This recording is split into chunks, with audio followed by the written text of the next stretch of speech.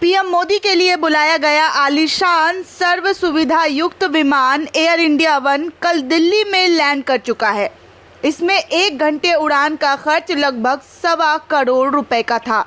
इसमें वीवीआईपी के लिए विशेष स्वीट और हर वो सुविधा मौजूद है जो अमेरिका के राष्ट्रपति के विमान में मौजूद होती है। दरअसल हम आपको बता दें कि 2 विमान बुलाए गए हैं। दूसरा विमान दिसंबर तक आने की उम्मीद है। इन दोनों विमानों की कीमत लगभग 8,500 करोड़ रुपए की बताई जा रही है। इन विमानों में हवा में ईंधन भरा जा सकता है। अमेरिका ने इन दोनों विमानों के लिए खास रक्षा प्रणाली दी है। इस प्रणाली की कीमत है करीब 1,300 करोड़ रुपए। देश की आर्थिक स्थिति अभी ऐसी नहीं है कि इस खर्च का बोझ अभी उठा सके, फिर भी ये महंगे विमान मंगाए जा रहे हैं। फिर भी आपको बता दें कि अंधभक्त कहेंगे कि इसमें क्या गलत है। हमारे मोदी जी को अमेरिका के राष्ट्रपति सरीखी सुविधा क्यों ना दी जाए। वैसे इन्हीं अंधभक्तों को एक बार ये बोल दिया जाए कि भारत में भी अमेरिका की तरह हर परिवार को कोरोना काल में 40,000 रुपये मासिक भत्ता दिया गया था। उन्हें तुरंत याद आ जाएगा कि अमेरिका तो विकसित देश है और भारत गरीब। वो अपने नागरिकों को इतनी सुविधा कैसे दे सकता है। लेकिन जब मोदी अपने लिए ये विमान खरीद रहे हैं तो उन्हें ये सब बिल्कुल याद नहीं आएगा। भारत में कोरोना काल में हालात ये है कि सरकार के पास, एयर इंडिया के पास कर्मचारियों के प्रोविडेंट फंड और टीडीएस तक जमा कराने के लिए पैसे नहीं है। रेलवे में पेंशन फंड में डालने के पैसे नहीं है।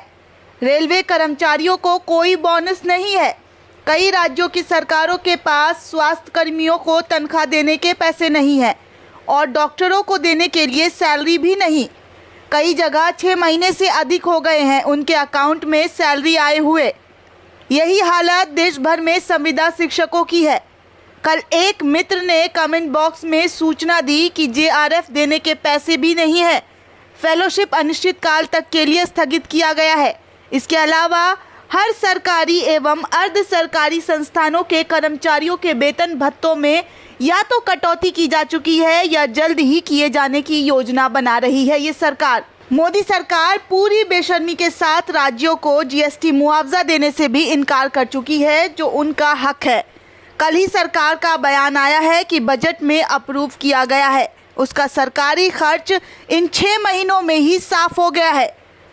अब सरकार को कामकाज के लिए बाजार से और लोन लेना हो सकता है। राज्यों को भी कोरोना काल में खर्च चलाने के लिए लोन लेना पड़ सकता है। और इधर पीएम केयर फंड के नाम पर तो सरकार ने लूट ही मचा रखी है। क्या सरकारी, क्या प्राइवेट, क्या न्यायपालिका, क्या अर्ध सरकारी संस्थाएं, सब पर पीएम केयर फंड में पैसे देने का दबाव बनाया जा रहा है। और ऐसे माहौल में पूरी बेशर्मी से एयरफोर्स 1 जैसे विमान खरीदकर हमारे प्रधानमंत्री शान शौकत का नग्न प्रदर्शन कर रहे हैं। जब देश की ऐसी आर्थिक दुर्दशा हो रही है कि देश अर्थव्यवस्था 70 सालों में सबसे ज़्यादा बुरे दौर से गुजर रहा है, तो मोदी जी के द्वारा इतने महंगे और आलीशान विमानों को खरीदना कहां तक जायज़ है। Bureau report, news on net.